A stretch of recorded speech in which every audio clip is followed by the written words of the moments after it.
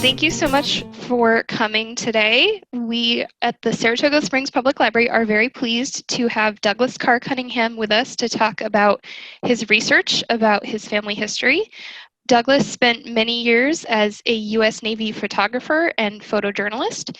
He is now retired and he teaches continuing ed classes at Hill College and Hillsborough High School in Hillsborough, Texas, where he lives. So thank you so much for being here, Douglas.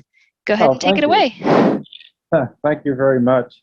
I do appreciate being here. This is kind of an unusual thing for me to do, but I appreciate the opportunity.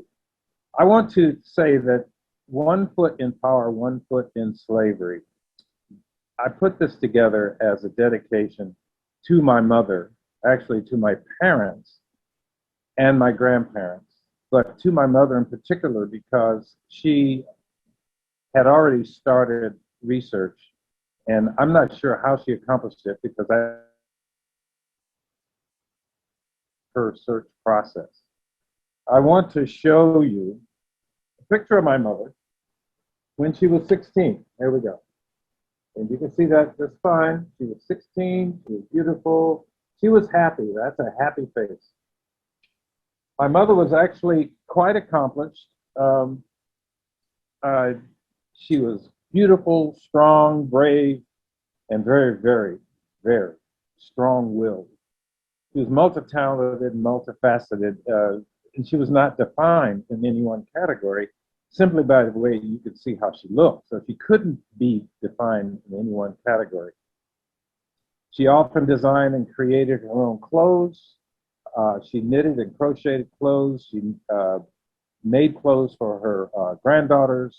She cooked, and she loved to make special pound cake that not just anybody could get. Okay, my mother was raised in the Jim Crow South of Greensboro, North Carolina, but she was more fortunate than many. Her mother and my Nana, Nell Colvin, sent her to the best school she could afford and provided Mom with a broad cultural understanding, which I didn't learn until much later. She had that education and the U.S. Air Force service, and she became very strong. And she had to overcome the difficulty of being a Black woman in white America. Now that sounds kind of strange, but Mom was very, very light-skinned, and some people would say she was white, but she was not. And if anyone accused her of being white, she would take umbrage at it because of what she identified with. Now, make no mistake, the years of the civil rights movement were difficult for her. We, her children, also learned how to deal with a changing world by the strength she imparted. And I want to say also that Mom was very forthright. We, her kids, we grew up and had to deal with life itself. We had to leave home, deal with life. In the meantime, she wrote, and she wrote a memoir, and she wrote for the Modesto Bee newspaper, and she wrote, let's see, Edward Kennedy, John Edwards, Bill Frist, Strom Thurmond, and she was a political activist on behalf not only of her children, but also on just life itself. I remember that Mom called me and suggested I try for a job as a White House president photographer. And now, politically, we were not in line, my mother and I. But she wanted me to work for John Edwards or Bill Clinton. Now, I did not seek the position, but I learned later that Mom had already written them both on my behalf. I had no idea. So I have to dedicate this to her, and frankly, I hope she's pleased. Now, also, you have to say that ancestry.com and myheritage.com were real influences on me getting the information I needed. So in this particular case, I am 25% Nigerian, 16% England, Northwestern Europe. And frankly, it measures out to 50% of the light-skinned peoples of the world and British Isles and Scotland, etc., and 50% African, which is kind of amazing. My father was darker, and here he is, James Cunningham, born in 1926 in Spartanburg, South Carolina. Handsome man. This is the best picture I ever took of him. It makes me smile every time I see it. But my mother and father didn't stay together. They separated when I was about 3. And I didn't see my father basically much for about 40 years. My mother, Virginia Lee Coleman, born in 1928 in Greensboro. And it's unfortunate they're not with me today because I could sure use their advice. Now, for 6 decades, and I'm 73 now, for 6 decades, I had very little knowledge about my family background and ancestry. Life was busy. I had to get away from home when I was a teenager, but I didn't get there until I was 20 and I joined the Navy. And I stayed away for 20 years, visiting occasionally, but not thinking about ancestry at all, even though I had questions in the back of my head. Through some research and luck, at about age 60, I found out a few things. For one thing, one side of my family had a foot in power, and the other side of my family had a foot in slavery. No denying that. Julia Ann Thompson, my grandmother, she was born in Blair, South Carolina. And this is a picture of her and my mother in 1946 when my mother married my dad. And Grandma never smiled, but before Grandma died, she lived to be 98 years old. So I'm hoping, hey, I can have that same thing. Maybe it runs in my family. I'll get old too. But my mother, Julia, and Virginia Lee, which is my mother's name, and Mom was 18 years old. And that just, every time I look at this picture, I look at how young Mom was. And later on in 1981, they were still pals.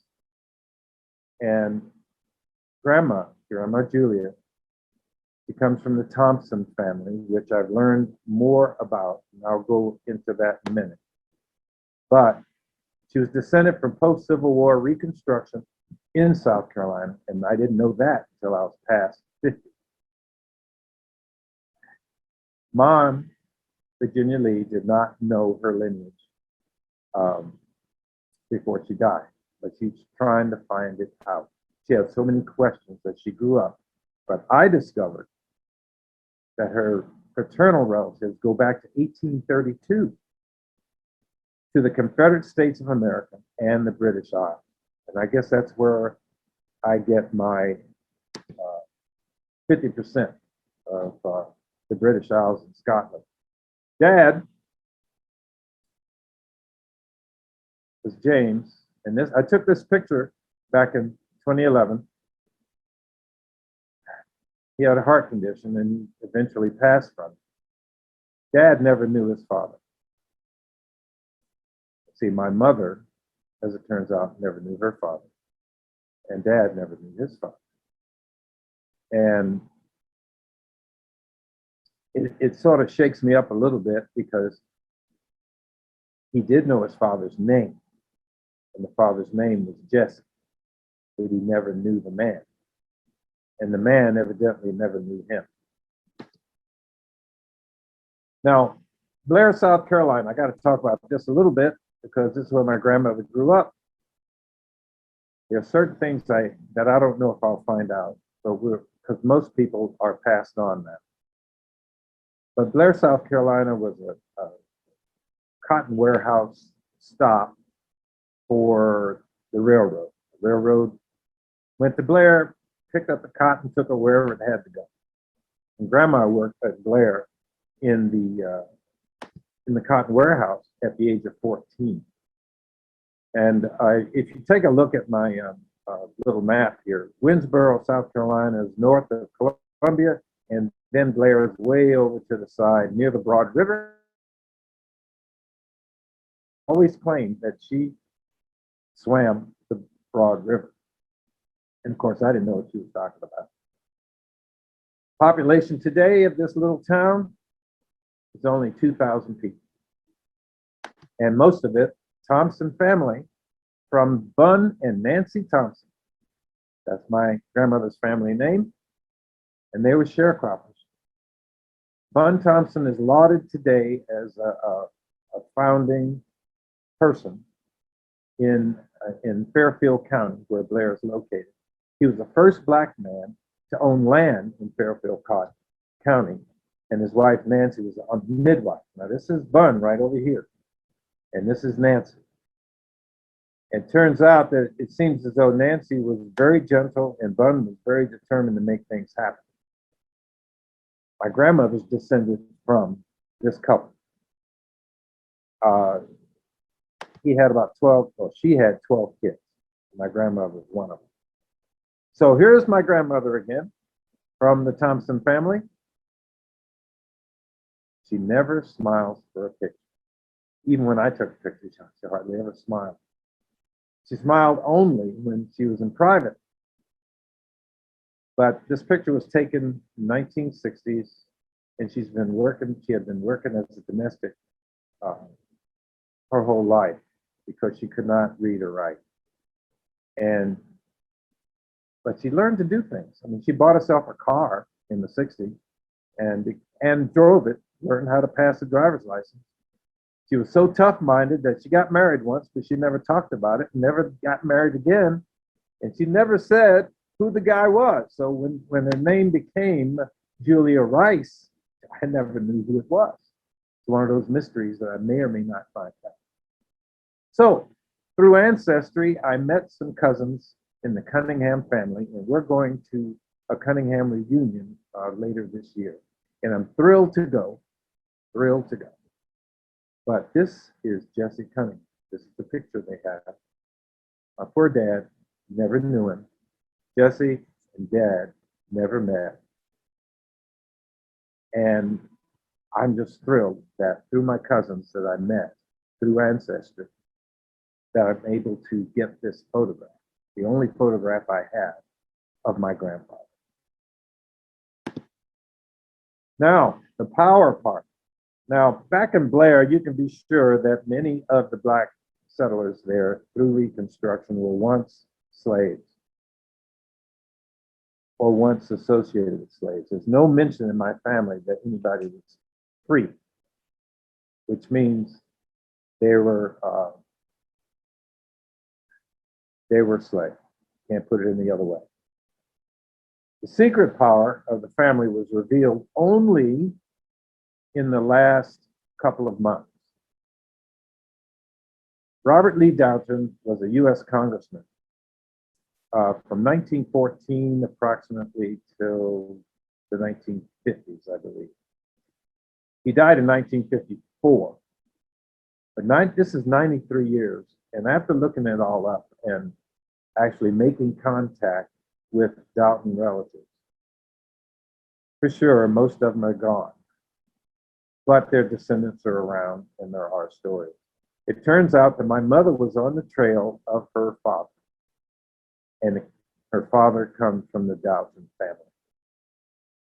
And I put up the Doughton family lineage, which dates back to the early 1800s, to Jonathan Doughton, right here on that family tree, who was a Confederate captain and who named his son Robert Lee, and that's Robert Lee over here, after Robert E. Lee.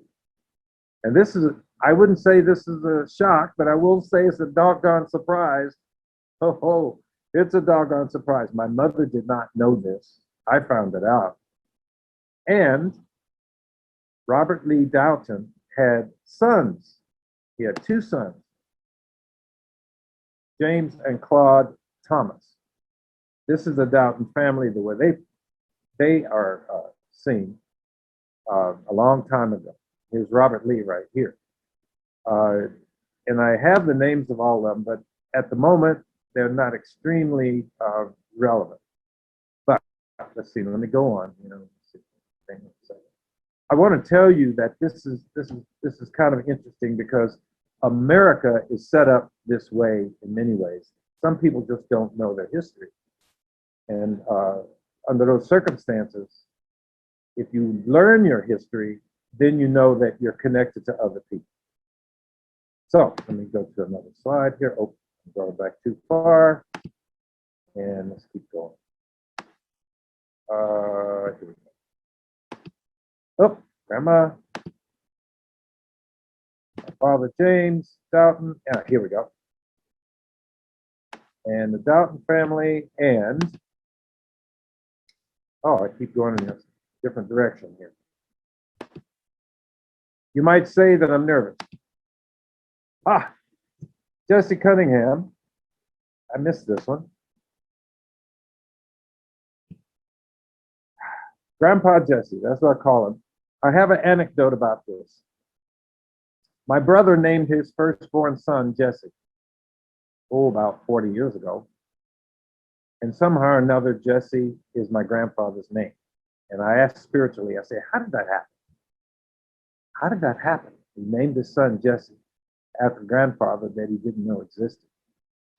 Jesse died in 1990. So here we go on the Doughton side of the family. On this side of the newspaper back in 1942 is Claude Thomas Doughton.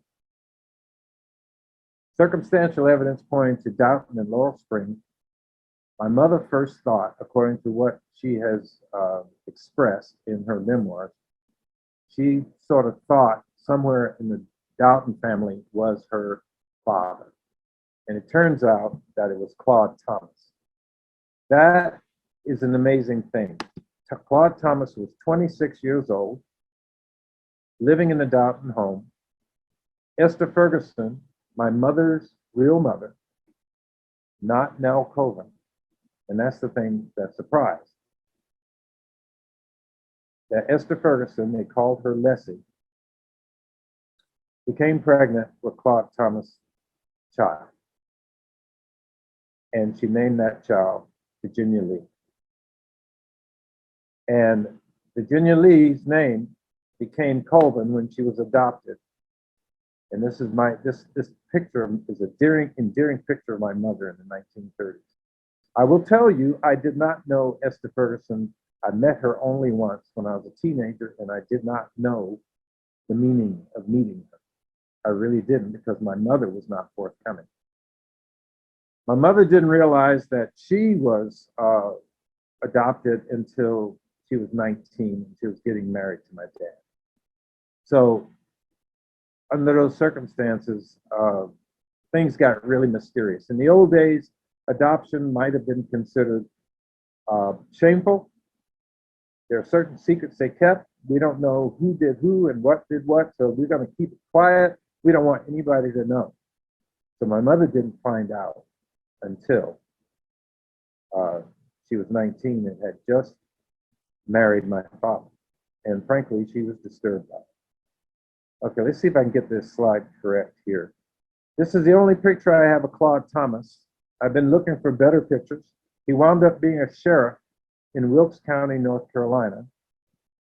Esther Ferguson was working in Allegheny County for the Doughton. That's the best we can surmise. And she was working in the Doughton home. She was 15 and he was 26. The way it was told, or the way it's told, is that their relationship was consensual, but she was sent away because it was the times. They didn't tolerate that type of thing. Now, here's how I know that he's my grandfather. You may or may not be able to see this. This is a birth record of between 1800 and the year 2000 for my mother. My mother's name at birth was Harris.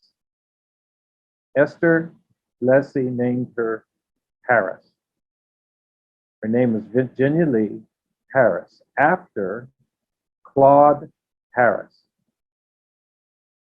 There was no such person as Harris in our family. Esther made it up at age 15 because she wanted the world to know that Claude was the father of her baby. But she couldn't use the real name because that was forbidden. That was something that could not happen. Esther became a single mom without any support, much like Grandma Julia became a single mom without any support from my grandfather, Jesse. Now, the thing I need to emphasize is that I don't have an emotional attachment to any one of these people that I discovered. This is all history. And in some cases, this can be considered how America has formed itself in many ways, how people have mixed in many ways, how cultures have combined in many ways. So I look at this as a history lesson. But now I know that where my family lineage goes, it goes in two different directions. But those directions came together. Now, here's my picture again of Julia and my mother. And frankly, like I said, at a late age, I learned about these things. And that's where it gets emotional for me when I realized that I could have learned these things sooner if there were not secrets that families have. I put this picture back into this slide because of the contrast in skin colors. But my mother says to me, she says, I'm a Black woman and I don't like people tell me I'm not.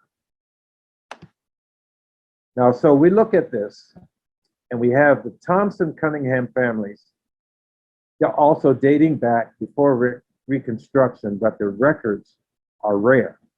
It's hard to find proper records for this, and even harder to find photographs. I don't have photographs that go back. On the Doughton Ferguson side of the family, we're dating back to the 1700s. And I want to say something. Esther Ferguson comes from, that's a Scottish name. And it turns out that Wilkes County has a town named Ferguson, which was established by the Scots, dating back to 1771. And the Doughton family and the Ferguson families come together. So Leslie's family were Black Fergusons. I trace it back to her daddy and her granddaddy, and they were all Black and they were all named Ferguson. And of course, Robert E. Lee was connected to that. But I'm saying that I'm amazed how these things come together. Now, I would not have been able to do this without Ancestry.com and without the people I've met on Ancestry, who are my cousins. I must have about, oh gosh, how many cousins have I got now? When I grew up, my brother and I didn't have any. And you can see that how the family tree goes. I don't have every single person on the tree. There's not enough room here. So, principal players in the drama of my family. Boy, somebody says, we don't want to have too much drama. Well, we got plenty of it. This is Jonathan Horton Doughton, the Confederate captain. And there's a story about him that says he got shot in the throat during the Civil War at the Battle of Chancellorsville. And years later, he spit up the bullet. He survived and spit up the bullet. That's the story. So, Robert Lee Doughton, the father of my grandfather. So I guess he's the great-grandfather. I find it remarkable the facial structures are very similar as my mother. He was a famous congressman. He signed the Social Security Act, and he enabled the Blue Ridge Parkway to be only 2 miles from his home. That's a powerful politician for you. They call him Muley Bob or Farmer Bob. I don't know what kind of man he was, but he was a politician through and through. Okay, let me go to the next slide here. This is crazy. Now, I will say it's crazy in a logical way. I mean, Gosh, you find these things out, you get all kinds of wound up. So, Claude T. Doughton married another woman. Her name was Pauline, and that was his family back in the 1930s, and that's him when he was running for sheriff of Wilkes County. And my rediscovered grandmother, Leslie, with my sister and brother, Jill and Vince, in the 1970s. I didn't know this picture existed. It was in my mother's papers. And other players, my grandmother, she met Jesse sometime before 1926 because my father was born there. And as a single mom, she did everything she could. She was single her whole life after that. Jesse was called Uncle Thud. The woman next to him is not my grandmother. That's who he married. He went on to have, let me see, I think it was 4 other children. And then Nell Colvin. I was never sure her first name spelling. Nell Colvin, I always called her Nana. She was very well-to-do in the Black neighborhood. She was very, very much, in many ways, like my mother in appearance. So I was thinking that she really was my grandmother, of course. She sent my mother to the best schools, but mom's adoption was kept from her. The picture I cherish a lot is the one right in the middle where mom was just about 1 year old, sitting on the porch on Bragg Street, North Carolina. And of course, the picture on the right of her in the 1930s.